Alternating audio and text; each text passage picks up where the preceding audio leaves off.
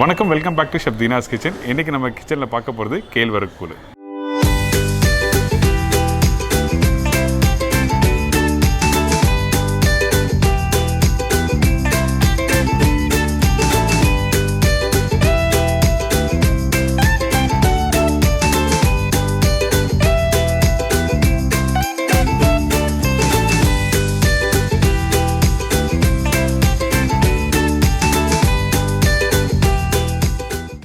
வெயில் காலம் ஸ்டார்ட் ஆச்சு. இந்த டைமில் கேழ்வரகு கூழ் சாப்பிட்றது ரொம்ப நல்லது. ஏன் கேட்டிங்கன்னா, மார்னிங்கில் பிரேக்ஃபாஸ்ட்டில் தோசை, இட்லி, பொங்கல்லாம் சாப்பிட்ருப்பீங்க. ஆஃபீஸ் போகிற டைமில் தனி தாக இருக்கும், எனர்ஜி வேஸ்ட் ஆகும். அந்த டைமில் ஒரு ஹெவியான பிரேக்ஃபாஸ்ட்டு, ஹெல்த்தியான பிரேக்ஃபாஸ்ட்டு சாப்பிட்ணுன்னு வச்சிங்கன்னா அப்போது கேழ்வரகு கூழ் நீங்கள் சாப்பிட்லாம். இப்போ இந்த டிஷ்ஷுக்கு தேவையான பொருட்கள் பார்த்துட்டு வந்துடுங்க. ப்ரிப்பரேஷன் எப்படி பண்ணுறது பார்ப்போம். கேழ்வரகு கூழ் தேவையான பொருட்கள்: ராகி மாவு 150 கிராம், பச்சரிசி 80 கிராம், உப்பு தேவையான அளவு. இதாங்க இந்த ப்ரிப்பரேஷன் தேவையான பொருட்கள்.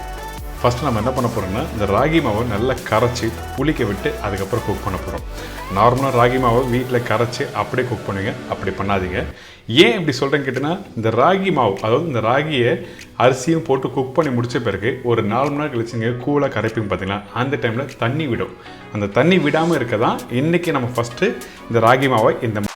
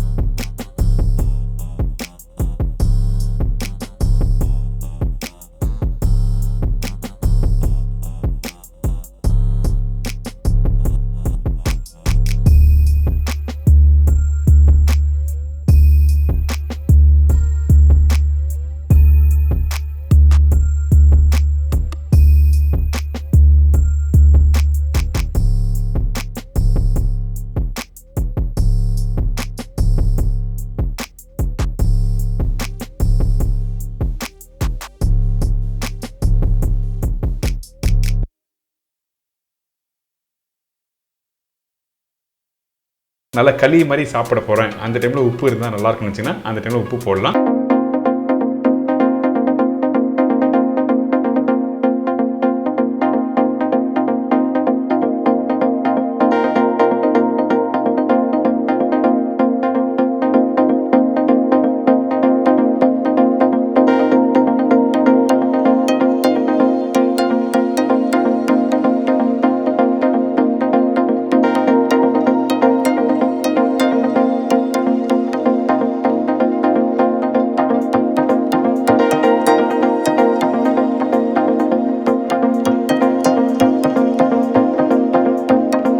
ராகி மாவு நல்லா வெந்து வரணும். வெந்து வந்துருச்சுன்னா ரெடி ஆகிடுச்சுன்னு அர்த்தம். இந்த வெயில் சீசனில் இந்த மாதிரி ப்ரிப்பரேஷன் நீங்கள் சாப்பிட்றது ரொம்ப நல்லது. பர்டிகுலராக காலையில் ஆஃபீஸ் போகிறீங்கன்னா ஒரு நாள் முன்னாடியே நீங்கள் இந்த மாதிரி ப்ரிப்பரேஷன் பண்ணி வச்சுட்டு காலை தயிர், கொஞ்சம் வெங்காயம், அதுக்கப்புறம் இந்த கேழ்வரகு கூழும் சாப்பிட்டிங்கன்னா அப்படியே சூப்பராக இருக்கும். நல்ல ஒரு ஹெல்த்தியான ப்ரிப்பரேஷன். இதில் ஆயில் இல்லை, சில பேருக்கு வந்து மசாலா அதிகமாக பிடிக்காது, சில பேருக்கு வந்து ஆயில் இருந்தால் பிடிக்காது, அப்படிலாம் இருக்கும்ல. அந்த டைமில் இந்த மாதிரி ப்ரிப்பரேஷன் ஹெல்த்தியான ஸ்டைலில் நீங்கள் ட்ரை பண்ணி பார்க்கலாம். இப்போ ரெடி ஆகிடுச்சு. இது நல்லா சூடு ஆறின பிறகு அப்படியே தயிரும் கொஞ்சம் வெங்காயம் போட்டு மிக்ஸ் பண்ணி சாப்பிட்டா ஆஹா பிரமாதமாக இருக்கும்.